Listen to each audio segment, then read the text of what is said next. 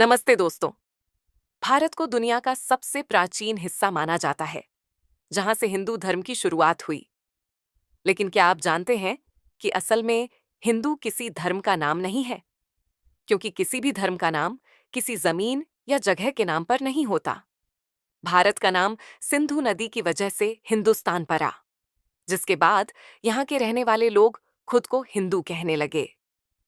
हिंदू धर्म का असली नाम है सनातन धर्म। सनातन धर्म को दुनिया का सबसे पुराना धर्म माना जाता है, लेकिन फिर भी इसके मानने वालों की संख्या दिन ब दिन कम होती जा रही है। इसके मुकाबले बाद में आए दूसरे धर्म अधिक समृद्ध, संगठित एवं मजबूत होते जा रहे हैं। बाकी सभी धर्मों के लोगों को अपने एक धर्म, एक धर्मपिता एवं एक धर्मशास्त्र पर आस्था है। और यदि हिंदुओं की बात करें तो आज उन्हें न अपने कोई एक निश्चित धर्मशास्त्र का ज्ञान है, न ही धर्मपिता का, और अपने धर्म का नाम भी भूल गए, तो भला अपने असली धर्म पर आस्था भी कैसे होगी? यही हिंदू धर्म की बुरी हालत का कारण है। परंतु अब समय आ गया है कि हम सनातन धर्म के धर्मपिता को पहचानें। आखिर कौन हो सकता है सनातन धर्म का धर्मपिता? आइए इन तथ्यों पर गौर करते हैं।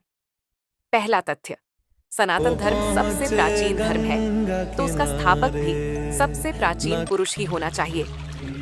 सभी धर्मों में यह मान्यता है कि सृष्टि के शुरुआत में कोई प्रथम पुरुष एवं प्रथम स्त्री हुए, जिनसे सारी सृष्टि का विस्तार हुआ। उन्हें अलग अलग धर्मों में अलग अलग नामों से जाना जाता है, जैसे मुसलमानों में आदम हव्वा, क्रिश्चियंस में एडम ईव, जैनियों में आदिनाथ आदिनाथिनी, हिंदुओं में महादेव शंकर को आदिदेव एवं देवी पार्वती को आदिदेवी माना जाता है। जैसे आदम का जन्म व मृत्यु नहीं दिखाई जाती, वैसे ही महादेव शंकर का हिंदू शास्त्रों में जन्म मृत्यु का कोई वर्णन नहीं है। वास्तव में आदिदेव शंकर ही सृष्टि के प्रथम पुरुष हैं। दूसरा तथ्य, सभी धर्मपिताओं के चेहरे से निराकारी स्टेज झलकती है, तो जरूर अव्वल नंबर धर्मपिता तो सबसे ज्यादा निराकारी स्टेज वाला होना चाहिए। महात्मा बुद्ध, जीसस क्राइस्ट, गुरु नानक आदि सभी धर्मपिताओं की निराकारी स्टेज ने ही लोगों को उनकी ओर खींचा। एकमात्र आदिदेव शंकर ही के चित्र हैं, जिनसे जास्ती निराकारी स्टेज दुनिया में किसी भी धर्मपिता की देखने में नहीं आती। सबसे जास्ती याद में तल्लीन चित्र शंकर के ही पाए जाते हैं। विश्व भर में की गई खुदाइयों में भी सबसे जास्ती तादाद में शंकर की निराकारी स्टेज वाली नग्न मूर्तियां पाई गई हैं। तीसरा तथ्य, सभी धर्मों का नाम उनके धर्मपिता के नाम पर पड़ता है, तो अवश्य ही सनातन धर्म का नाम उस धर्म के धर्मपिता के नाम से मेल खाना चाहिए। शंकर को ज्ञानेश्वर एवं योगेश्वर की उपाधि दी जाती है। वहीं दूसरी ओर ब्रह्मा का बड़ा पुत्र संत कुमार, उन्हें भी यही उपाधि दी जाती है। परंतु विचार करने योग्य बात है कि योगियों एवं ज्ञानियों के ईश्वर अर्थात श्रेष्ठ शासनकर्ता भला दो कैसे हो सकते हैं? इसका स्पष्टीकरण देते हुए ऋग्वेद में आई है, एक ही सच्चा ब्राह्मण है, जिसकी अलग अलग नामों से महिमा की गई है। वास्तव में एक ही व्यक्तित्व है जो सबका ईश्वर है। वह है आदि पुरुष सनत कुमार शंकर, जिसके नाम पर सनातन धर्म का नाम पड़ता है। सभी धर्म के धर्मशास्त्र अपने धर्मपिता का परिचय देते हैं, तो अवश्य ही हिंदू धर्म का धर्मशास्त्र में भी हिंदू धर्म के धर्मपिता का परिचय वर्णित होगा। दुनिया में जितने भी धर्मपिताएं हुए हैं, सभी अपने समय पर आए, धर्म की धारणाओं का उपदेश देकर चले गए। बाद में उनके उपदेशों को शास्त्र के रूप में लिख दिया गया, जो कि उस धर्म का धर्मशास्त्र कहलाया जाने लगा। जैसे मुसलमानों का कुरान, बौद्धों का धम्मपद, क्रिश्चियन का बाइबल, सिखों का गुरु ग्रंथ साहिब आदि। सभी धर्म वालों को अपने उस एक धर्मशास्त्र पर ही आस्था रहती है। हिंदुओं में देखे तो नाम कहने के लिए गीता हिंदुओं का धर्मशास्त्र है, परंतु सभी हिंदुओं की गीता पर आस्था नहीं है, क्योंकि हिंदुओं में अनेक देवताएं हैं, जिनकी महिमा में अनेक शास्त्र बने हुए हैं। सभी हिंदुओं ने अपने अपने शास्त्र का चुनाव कर लिया है, जिसे वे महत्व देते हैं, जिस पर उनकी आस्था है। परंतु सब शास्त्रों का माई बाप गीता को ही माना गया है। लेकिन गीता में एक भारी भूल कर दी कि गीता का भगवान कृष्ण को बता दिया, परंतु वास्तव में गीता का भगवान शिवशंकर भोलेनाथ हैं, और गीता खुद इस बात का सबूत देती है।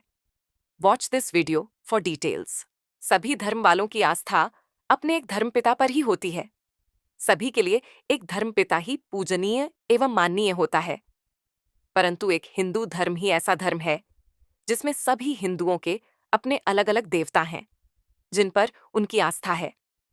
सभी अपने दो देवताओं को ही सर्वोपरि मानते हैं। इसी कारण से हिंदुओं में एकता नहीं अपितु अनेकता है। समस्त हिंदू संप्रदाय 3 भागों में बंटा हुआ है: ब्रह्मा समाजी, वैष्णव पंथी, शैव संप्रदाय। तीनों ही अपने को एक से बढ़कर एक मानते हैं। परंतु यह तथ्य समस्त हिंदुओं द्वारा माननीय है कि शंकर को ही महादेव एवं विश्वनाथ की उपाधि दी गई है एवं विश्व भर में की गई खुदाइयों में भी शिवलिंग या नग्न शंकर की मूर्तियां ही सबसे जास्ती तादाद में पाई गई हैं, जो सिद्ध करता है कि एक समय था जब शंकर का पूरी सृष्टि पर राज्य था। इन सभी बातों को देखकर यह समझ आता है कि सनातन धर्म के धर्मपिता सृष्टि के पहले पुरुष आदम आदिदेव शंकर ही हैं, जिनका पूरी सृष्टि पर राज्य था। इसीलिए उन्हें महेश यानी महान शासनकर्ता भी कहा जाता है। उन्हीं के द्वारा सनातन धर्म की शुरुआत हुई, जिसका पूरा नाम आदि सनातन देवी देवता धर्म है। ये बात सब जानते हैं कि जो सृष्टि का आरंभ करता होता है वह विनाश करने का भी सामर्थ्य रखता है। परमपिता परमात्मा शिव आदिदेव शंकर द्वारा पुरानी दुनिया का विनाश एवं नई दुनिया की स्थापना कर रहे हैं, जहां समस्त वसुधैव कुटुंब होगी, एक ही धर्म, एक ही राज्य होगा। वो है आदि सनातन देवी देवता धर्म। इस कलयुग के अंत समय में परमपिता परमात्मा गीता ज्ञान दे रहे हैं। ये पुरानी दुनिया जाने वाली है, नई दुनिया स्थापन हो रही है। आध्यात्मिक ईश्वरीय विश्वविद्यालय द्वारा संपर्क कर पूरी जानकारी लीजिए। ये ईश्वरीय संदेश आप सभी तक पहुंचाना था। इसकी पूरी जानकारी के लिए प्लीज कॉन्टैक्ट आध्यात्मिक ईश्वरीय विश्वविद्यालय, ऑनलाइन और offline. Thank you for watching.